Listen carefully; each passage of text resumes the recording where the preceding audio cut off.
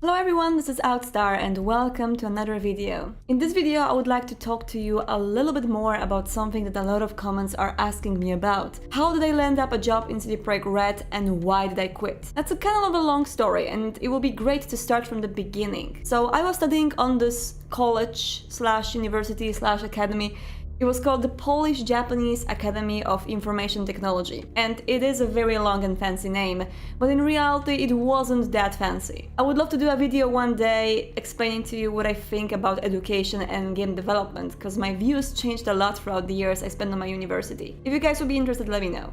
But in general, I was studying there, and my choice of this university was dictated because I didn't want to go to the fully art university, and I didn't know if I want to work in animation or video games or movie industry, but something like that. I didn't want to get this very theoretical artistic info. I would rather use a lot of more practical stuff I can use later on. So when I went to the university, I had some subjects which I really disliked and some that I really liked. And one of the ones I really liked was 3D modeling. I spent a lot of time in the 3D modeling classes and I was trying my best to do something I can later on use in another projects. I got very interested in the game development process throughout my university, and I was trying to use all the projects we had and actually try to make a game to finish them. I quickly got the reputation of this game dev person on the uni. And I think what also helped is the fact that I was doing a lot of work at the time. This academy was paid. Usually the universities are free in Poland, but as it was a private one, I actually had to pay for that every month. And because I'm not really coming from a very rich family, I had to earn a lot of that money myself. And so I was doing a lot of summer works, commissions, stuff like that. Basically anything that can help me afford living in Warsaw. At the time I scored some of my first game dev jobs when I was doing some commissions for the games, some backgrounds, some character artworks and stuff like that. So yeah, when you are on a reputable university slash college, which has stuff like 3D, animation, and stuff like that, there are some job offers happening here and there. And in about third year of my studies, we had CD Projekt Red knocking to our doors. They were finishing The Witcher 3 and they were looking for people that can help them do that temporarily. And I was like, can I just do it throughout the summer? No, because I really want to finish my university. I'm telling you guys, I was really stupid. I was so focused on trying to finish my studies, I said no. And I actually recommended one of my friends from the university that was really cool at what he was doing. So he got a job, some time passed, and fast forward to few months before my MA degree, they knocked our doors again. And then they were also looking for temporary employers that were going to help them with The Witcher 3, and I again said no because I have to finish my master's degree. I was really dumb. I recommended another one of my friends who went to the interview and got the job, and I was very happy for him. And I finished my master's degree and I landed without a job. I told you guys that all my projects that I was trying to do were somehow involved with the video games. So my master's degree project was actually kind of like a video game-ish story in the Unreal 3 engine that you could explore. You can check it out, it's on my website, I will link it down in the description. Just bear in mind it has few years, so it didn't age that well. And my abilities are a little bit better right now, but still, it's something that I'm not very ashamed of. So with this project, I went to my game design teacher. Now, throughout all my university, we didn't really have any strictly game-related stuff. I had to learn Unity on my own, I had to learn Unreal Engine on my own. But finally, at the 5th year university, it was worth the wait. We got the game design lectures. And the lectures were led by this guy who was a very famous person from Polish game industry. So I brought my project to him and I told him, please be honest with me, tell me if it's good or bad, and tell me if this can allow me to get a job in the game industry. He saw my project, he was pretty impressed with it, and he said, these are the emails of people I know from the industry that might be interested. Send them your project and tell them that you're looking for a job. So I did,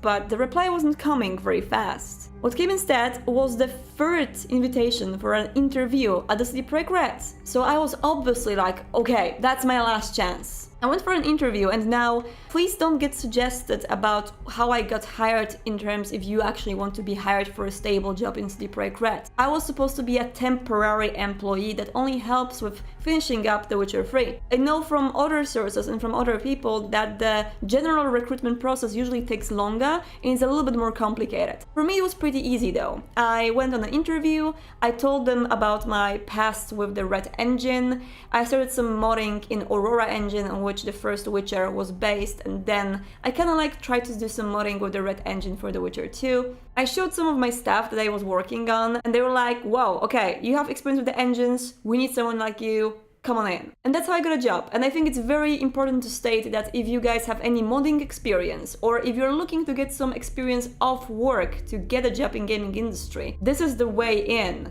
Modding, doing some projects yourself in Unity or Unreal, that really helps to get a job. So I got a job as a facial animator. I was in a team that was responsible for those half cutscenes where Geralt is going to an NPC and they enter a conversation from a different angle of the camera, and you can see their brows moving, them smiling or being sad. All these subtle facial movements were done by a team of people in which I was a part of. And now fun thing is that there was an article back in the day from a journalist who misinterpreted the lecture done by one of the developers of CD Projekt Red. And that article said that the facial animations in the game were made by an algorithm. I'm not an algorithm, guys.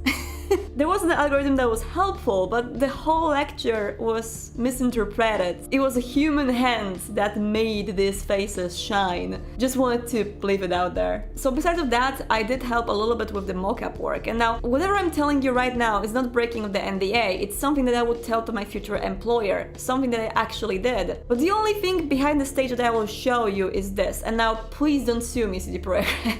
Usually people who are mock-upping characters in video games like that are actors and people who can actually work their body well. But for less important scenes, when the actors are not in the office at that time, they ask me to help out. And now you might think that Triss was mock-upped by a beautiful, beautiful lady with a perfect body physique that can really make those movements happen. I hate to tell you, but that was me. Now, of course, it was just for a few scenes, so it's not anything very important, and I hope I won't get sued by this, but you get the drill. Now, I really enjoyed my job, and I know that there's a drama involving a lot of Glassdoor reviews and Gamma Sutra people writing about the insane crunch and insane over hours and basically staying at job all day, all night. As a temporary employee, of course, I didn't experience much of that. All my over hours were acknowledged and paid for, and I really never did have to stay for longer than I wanted. But that's different, I think, when you're a stable employee, and you would have to ask someone else about that. For me, myself, the job was okay, and I enjoyed my time being there. I enjoyed the team, especially because it was really cool. And working in a game like that is very, very fun. Now, a little thing about myself that you have to understand. I am a kind of a person that really needs to be independent financially. I was married by the time, and I could easily tell my husband, dude, I really wanna try to stay at that job, but if it doesn't work, I might have a few months in which I will be searching for another job. I just didn't want to do that. For me, it was very important to be fluid financially from month to month, just having some backup. And that's why when I knew when my contract is going to end, I started to search for another job. Let's go back forward to the moment when I showed that game of mine to my lecturer at the university. I sent those emails and I finally got a reply. The reply was from a studio that was working on casual games, on hidden object games, a genre that was absolutely unknown to me. But they told me that they are interested and they want me for a job of a concept artist. Shining diamonds in my eyes. I was all over that. I really wanted to be a concept artist, and in CD Projekt Red, I never actually went to use the tablet because I was working only on the animations and I wasn't drawing at all. Drawing was my true passion, something that I really wanted to do. So when I heard there's an opportunity for me to be someone like that, I was all over it. It didn't really matter for me that the genre is less known for me, that the game is less known. It was just about something that I am supposed to do for 8 hours per day, and that was just a little bit more viable for me. So I went for an interview and I got a job, and they told me what am I doing right now and when can I start. I told them I'm working at CD Projekt Red and I will be finishing the job at that particular date, and after this I am there. So I gave them a promise and I went back to my work, and getting closer to the deadline I actually got into a conversation with my supervisor, and he said, you know what, you're doing a good job in there, we want you to stay. This was obviously a hard decision to make because I could have stayed at CD Projekt Red and continued doing what I was doing, but I promised something to the other developers, and also the work of a concept artist was something that was very tempting for me. So in the end I decided to go. I quit it in a very good atmosphere, Sans for one conversation I had with one of my friends there, who was actually in shock. And the quote from him that I will remember until the end of my days was, "How can you reject working on the best game of the decade to work on casual games?" You know what? I think it was a good decision in the end. Now, of course, you guys have to understand that for some people, working in the AAA industry on a game that they are extremely hyped for is the pinnacle of their dreams. For me, something more nice is actually not knowing anything about that and playing this game and experiencing it as a gaming child, uncovering the beautiful, beautiful world myself. When I sat down for the first time at my desk at CD Projekt Red, I realized that from now on nothing will be the same. I will know everything about the game before its release. I wouldn't be able to share it with my friends. I won't be able to talk with them how excited I am about some quests and stuff. And then when I will be playing the game for the first time, it just won't be the same because I will know about all those things. And that was it for me. I have to say, although the game is absolutely amazing and I still love it, I didn't really feel that hyped for playing it and that happy about playing it up until the DLCs. I didn't work at all on the DLCs. I didn't know the story, I wasn't shown that. So Hearts of Stone and Blood and Wine were absolutely new worlds for me, and uncovering them was super special. Additionally, working on an AAA game, you have to agree with the fact that you are just one little pawn in the big machine. 300 people working on a single game. You are not going to be responsible of what happens on the screen. You are only responsible for a tiny chunk of that. When I moved forward to another company, I was one of the main concept artists, and a lot of the things that are happening on the screen, the backgrounds, the locations, are actually done by me. So you can clearly see the amount of work I put in it. And additionally, because of the team of 6 people working on the game alone, I was able to push my decisions into some other fields as well. Some of the quest design, some of the dialogue, some of the animations, even the title of the game that we made, Eventide, was made up by me. This actually makes me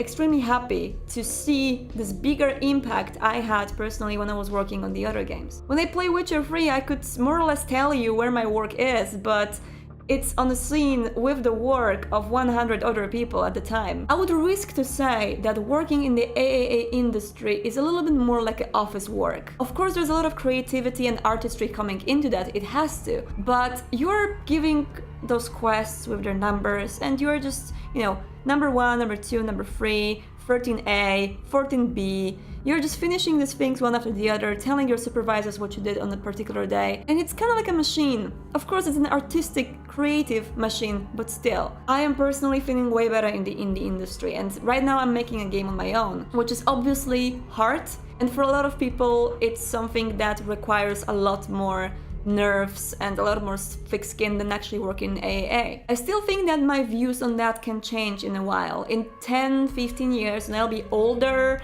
a little bit more stable in my life and in need of that stability, I might start to thinking that AAA industry is actually the best because it offers you that stability. It doesn't require you to make a lot of difficult decisions which you have to do when you're making a game on your own or with a bunch of people. When you are a part of the AAA company, you're just doing what others told you to do with putting some creativity to that, which can be really fun. When you're working on the game yourself, it can actually end with you crying over your lost projects and lost money and lost time. A lot of you know about the rotation of the employees in CD Projekt Red. It's a known thing in the industry, it's a known thing because of the Gamma Sutra, it's not an insider's info really. A lot of people are coming and going, and a lot of people who actually departed from CD Projekt Red to search for their own indie way of doing things, they come back after some time because they just feel like it offers them the stability that they need instead of trying to pursue their own indie game dreams that turn out to be nightmares really when you get all the bureaucracy going, all the financial stuff going. It's not for everyone. For me personally, I do feel way better working in indie, and I don't really imagine myself right now going back to AAA. But maybe one day, I don't know, maybe something will change. So to sum it up, I got a temporary job in CD Projekt Red, and after the contract was over, I decided that I will move to another company instead of prolonging it. After years passed, because that was a few years ago, I gotta say I think I made a good decision. Working in the casual game industry opened my brain to a totally different kind of games and totally different kind of clientele as well. There are people playing games that you have no idea about, like the Big Fish Babes. We're making games for Big Fish Babes. That was an experience. And again, I'm not saying that this is going to be the same for everyone doing their path in the industry, that they will of course think after working AA for some time that indie has to be better. I think it depends on the person really. I hope this was enough of an explanation, and if not, here's the announcement. I really want to do a Q&A. So if you guys have any questions about game industry, game development, indie game development, how to start, what to do, what I like to eat for dinner, why do dogs have wet noses? I don't know. Please ask me in the comments. I will do a Q&A video in which I will try my best to answer the most important ones without breaking the NDA. I cannot do that, okay? But besides of that, ask away anything that you want to know about me, about my work, about anything. Just ask and I will be there to answer. Next video will be the Q&A answering video, but I am also preparing the cyberpsychosis video for Cyberpunk. For those of you guys who are waiting for it, it takes a lot of time to do those photoshops, okay? But it's in the works and hopefully it will launch this week. Thank you so much for watching this video. If you like more of these things, just hit that subscribe button and I hope to see you guys here in the future. Goodbye.